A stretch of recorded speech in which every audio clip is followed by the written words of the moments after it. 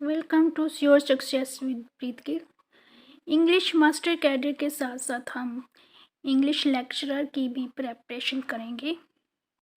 जैसे कि कल हमने इंग्लिश लेक्चरर का भी सिलेबस शेयर किया था, जिसमें जैकोबियन टू रिस्टोरेशन एज में दो राइटर थे, जॉन डन और जॉन मिल्टन।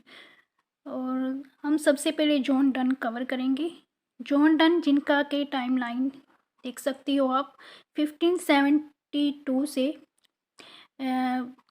1631 तक, 1572 से लेके 1631 तक। जॉन डन की बायोग्राफी में फर्स्ट पॉइंट आता है अर्ली लाइफ। उनका बर्थ कब हुआ? 22 जनवरी 1572 में। प्लेस कौन सा था? London, United kingdom. और बिलोंग टू, किस फैमिली से बिलोंग करते थे? Roman Catholic family. उनके फादर का नेम था जोहन डन, जो कि 1576 में उनकी डेथ हो जाती है फादर की। और उनकी मदर का नेम था एलिजाबेथ हेवुड, जो कि डेड इन 1632।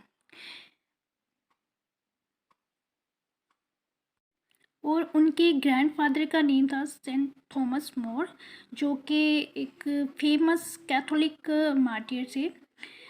और and after his father's death in 1576, उनके फादर की डेथ के बाद 1576 में जब उनके फादर की डेथ हो जाती है, तो उनकी मदर ने फिर से शादी कर ली। किसके साथ?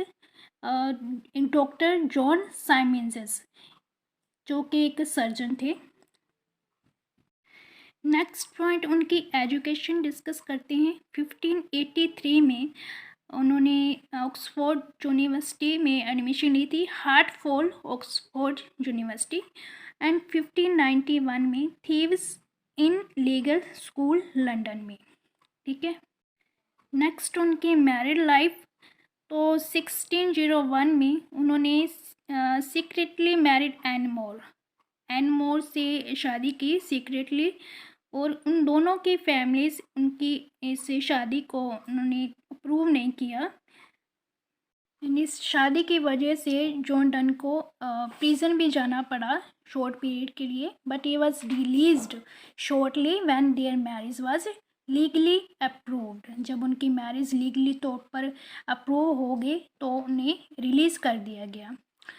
और उनके चिल्ड्रन की बात करती हूँ तो उनके 12 चिल्ड्रन थे, बट ओनली 10 सर्वाइव, 10 ही उनमें से बचे थे। 1617 में उनकी वाइफ की डेथ हो गई during child birth. Next point है उनकी डेथ। 1624 में वो फेल इल इन 1624, बीमार हो गए थे वो। एंड उनका जो एक ऐसे था, डिवोशंस अपॉन एबेंसेंट ओकेशंस, इसमें उन्होंने अपनी इलनेस को रिकॉर्ड किया था, documented his illness in his publication devotions upon emergent occasions. And he breath his last 31 March 1631 को। 31 मार्च 1631 को उनकी डेथ हो गई थी। He buried in old Saint Paul's cathedral. ठीक है। अब उनके इम्पोर्टेंट फैक्ट्स जो है उनकी लाइफ के वो जान लेते हैं। फर्स्ट तो वो मेनली किसके लिए जाने जाते हैं?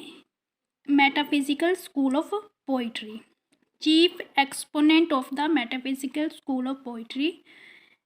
Second is served twice as a member of parliament.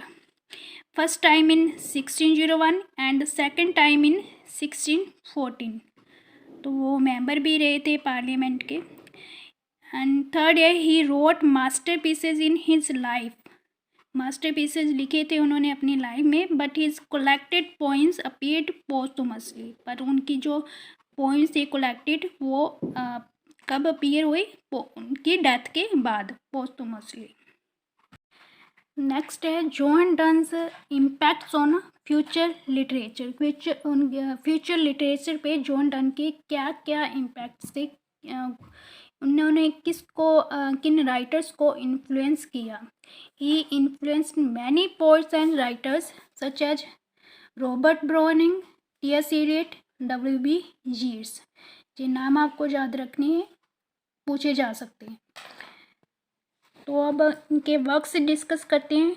Works देख लो इनके।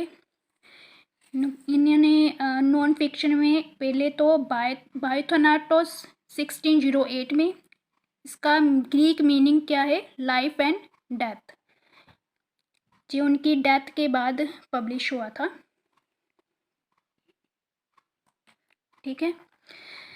रिटन इन 1608, लिखा उन्होंने 1608 में था, लेकिन उनकी डेथ के बाद ये पब्लिश हुआ था।